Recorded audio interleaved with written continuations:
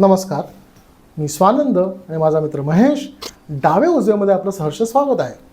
आज आपण बोलणार आहोत तेलंगणा आणि राजस्थानच्या इलेक्शनबद्दल. तेलंगणाचं इलेक्शन हे अतिशय इंटरेस्टिंग झालं. काँग्रेस जिंकली. एकच गोष्ट जी समाधानाची होती, पण ती होती का? कारण BRSमुळे हे घडलं. BRS हे जे तेलंगणा स्वतंत्र म्हणजे वेगळं राज्य झाल्यापासून तिथं काम करत आहे, त्यांचाच मुख्यमंत्री हा तेलंगणामध्ये पहिल्यापासून बसलेला आहे. KCR हे इतके वर्ष तिथं बसलेले आहेत. त्यांच्या अगेन्स्ट अँटी इन्कम्बन्सी असणं हे होणारच होतं. काँग्रेसने ती अतिशय योग्य पद्धतीने कॅच केली. पण ही अँटी इन्कम्बन्सी का होती? तेलंगणा हे अतिशय ग्रोथ ओरिएंटेड राज्य होतं, ज्याचे आकडे चांगले दिसत होते, त्यांच्या चांगल्या स्कीम्स होत्या. त्याचबरोबर एक फार महत्त्वाची गोष्ट ही महेश मला सांगावीशी वाटते की ॲक्च्युली BRSचं आधीचं नाव ॲक्च्युली TRS. त्यांनी ॲक्च्युली कुठेतरी पॅन इंडिया स्वतःला प्रमोट करायला सुरुवात केली होती मागच्या 2 वर्षांपासून. महाराष्ट्रामध्ये देखील बऱ्याचशा ठिकाणी त्यांनी इलेक्शन लढवलं होतं. काही ठिकाणी त्यांना लोकल लेवलला ग्रामपंचायत असेल की नगर परिषद असेल यश पण थोड्याफार प्रमाणात मिळालं होतं. अशी एक BRS ज्याला ॲक्च्युली हैदराबादमधनं मोठा सपोर्ट मिळत होता. त्याचबरोबर IT इंडस्ट्रीजचं परत एकदा कुठेतरी हैदराबादकडे ओघ येण्यामुळे त्यांनी काम केलं होतं. त्या BRSला का इलेक्शनमध्ये यश मिळालं नाही? ह्याचं महत्त्वाचं कारण म्हणजे एकतर घराणेशाही. त्यांचा जो स्वतःचा मुलगा आहे KTR, ह्याच्याबद्दल लोकांचं चांगलं मत नव्हतं. दुसरे भ्रष्टाचाराचे फार जास्त आरोप. आणि ह्याला KTR आणि KCR दोन्ही वडील आणि मुलगा ह्यांनी चांगल्या पद्धतीनं उत्तरं दिली नाही. त्याचबरोबर त्यांची मुलगी देखील इलेक्शनमध्ये लढली होती. म्हणजे लोकांना असं वाटलं की समजा पूर्ण कुटुंबच समजा जर इलेक्शनमध्ये येणार असेल तर मग बाकीच्यांना चान्स मिळणार आहे की नाही. आणि त्याच्यामुळे कुठेतरी एक सत्ता आणि एक फार्म हाऊस चीफ मिनिस्टर अशी एक त्यांची एक इमेज KCRांची झाली होती की स्वतः एवढं मोठं ॲक्च्युली आलिशान म्हणजे मोठं ॲक्च्युली भवन बांधलेलं आहे हैदराबादमध्ये, जे गव्हर्नमेंटचं भवन आहे. तिथे येऊन न काम करता कुठेतरी स्वतःच्या घरातनं काम करणार अशी एक आता अवया किंवा या सगळ्या गोष्टी आल्या. त्यांचं कुठे ना कुठेतरी इलेक्शनमध्ये लोकांनी नाकारलं.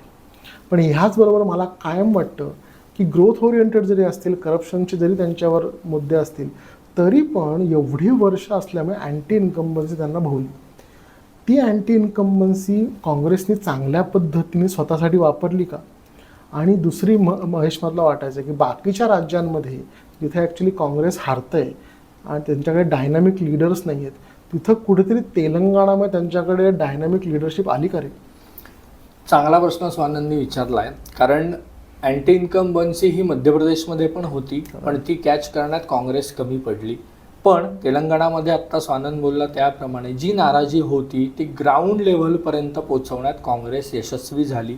आणि याची सुरुवात काही प्रमाणात भाजपने केली होती साधारण 1 वर्षापूर्वी, पण ते कन्सिस्टन्सी ठेवण्यात आणि त्यांची संघटनात्मक ताकद मेंटेन करण्यात कमी पडले.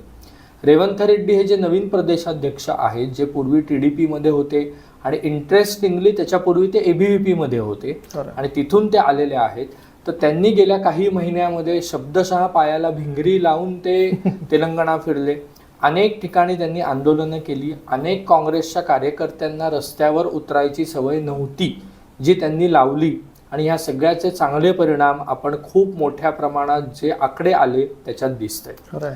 कारण BRSबद्दल नाराजी जरी असली स्वानंद, तरी त्यांच्याकडे अनेक गोष्टी या मोठ्या प्रमाणात होत्या, ज्यात एक होतं पैसा, ज्यात होतं गव्हर्नमेंट मशिनरी आणि अनेक सरकारी योजना ज्याची त्यांनी पानभर जाहिरात केली होती आणि काही प्रमाणात त्या यशस्वी देखील झाल्या होत्या. अगदी उच्च जातींपासून ते शेड्यूल कास्टपर्यंतच्या सर्व कम्युनिटी कव्हर होतील असाही त्यांनी प्रयत्न केला होता. पण ज्याचा उल्लेख तू केलास तोच पार्ट इथे महत्त्वाचा ठरला, तो म्हणजे घराणेशाही आणि भ्रष्टाचार. त्यांच्या मुलीवरही आरोप झाले, ते दिल्लीतल्या आम आदमी पार्टीबरोबरही जोडले गेले. सो असे अनेक विषय त्याला कनेक्टेड आहेत. आत्ता तरी एवढंच सत्य आहे की काँग्रेसला तेलंगणा मिळालेला आहे आणि अजून एक प्रादेशिक पक्ष चंद्राबाबू नायडूंच्या वाटेवर जायला लागलाय असं प्रामुख्याने दिसतंय. आता स्वानंद, मी तुझ्याकडे येणार आहे ते म्हणजे पुढचं महत्त्वाचं आणि मोठं राज्य, ते म्हणजे राजस्थान.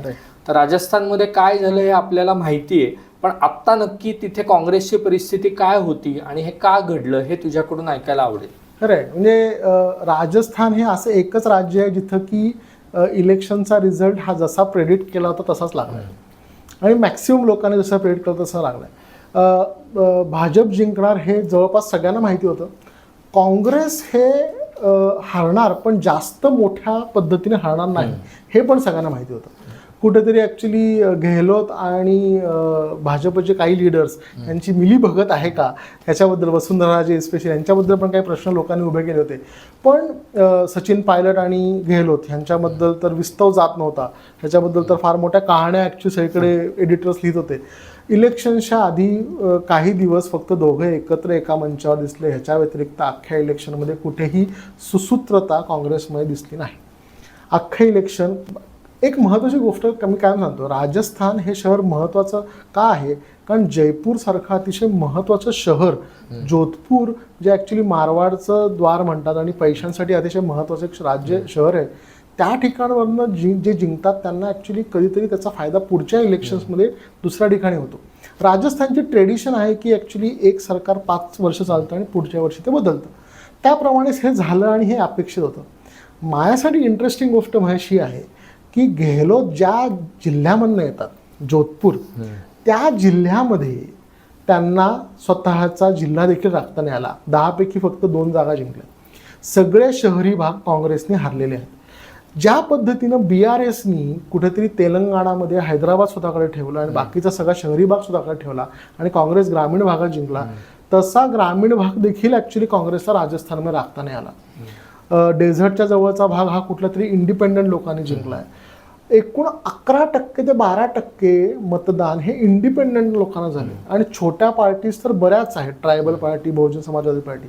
सो मला तर काय एक वाटतं की काँग्रेसचं सर्वात मोठी अडचण ही इथंच तयार झाली की त्यांचा व्होट हा बऱ्याच ठिकाणी डिवाईड झाला आणि तो त्यांना कंट्रोल देखील करता आला नाही. 2 नेते सोडल्यास बाकी कुठले नेते नाहीत, हा देखील काँग्रेसचा प्रॉब्लेम. अंतर्गत गटबाजीचा म्हणजे सगळ्यात मोठा प्रॉब्लेम हा त्यांच्याकडे पहिल्यापासूनच आहे. गेहलोतांवर ठेवलेली फार जास्त काँग्रेस श्रेष्ठींनी ठेवलेली श्रद्धा हा देखील काँग्रेसचा एक प्रॉब्लेम आहे आणि त्यामुळे योजना आणि बाकीच्या सगळ्या गोष्टींचा काँग्रेसने गाजावाजा जरी केला असेल तरी पण ॲक्च्युली हे राज्य काय काँग्रेस यावेळेस ठेवू शकणार नव्हतं आणि हे भाजपने म्हणजे फिक्स केलं. महेश, मला प्रश्न विचारायचा आहे की भाजप बाकी ठिकाणी ज्या मोठ्या पद्धतीने जिंकले, राजस्थानमध्ये हार्डली 1-2% फरक आहे काँग्रेस आणि भाजपमध्ये. मध्य प्रदेशमध्ये तो आपला 8% दिसतो. वाटतं का कुठेतरी भाजपनी ॲक्च्युली इलेक्शन संथ गतीने घेतले? मी त्याच्यावरच येणार होतो स्वानंद, की जरी हा भाजपचा विजय असला तरी आकडेवारीत बोलायचं झालं तर कमीत कमी 15 जागा कमी आल्या. अरे बापरे. आणि मतदान टक्केवारीचा जो तू उल्लेख केलास तो खरा आहे. मध्य प्रदेशमध्ये जवळपास 48.5% जवळ पोहोचले. इथे मला वाटतं 41.5% जवळ पोहोचले. 1.5% मतदान आणि 15 जागा असं मी आकडेवारीत नक्की म्हणतो. त्याला अनेक कारणं आहेत ज्याचा उल्लेख केला गेला की वसुंधरा राजे आणि दिल्लीतलं केंद्रीय नेतृत्व BJPचं यांच्यात फारसं पटत नाही हे जगदमान्य आहे.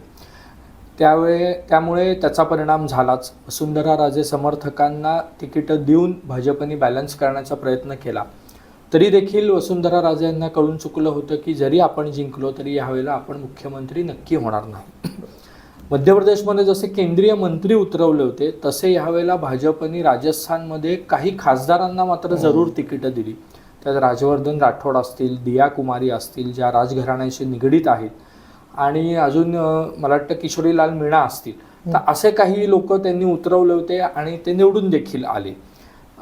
प्रदेशाध्यक्ष त्यांचे आहेत मला वाटतं सतीश पुनिया किंवा विरोधी पक्षनेते अशी अनेक लोकांची नावं चर्चेत आहे.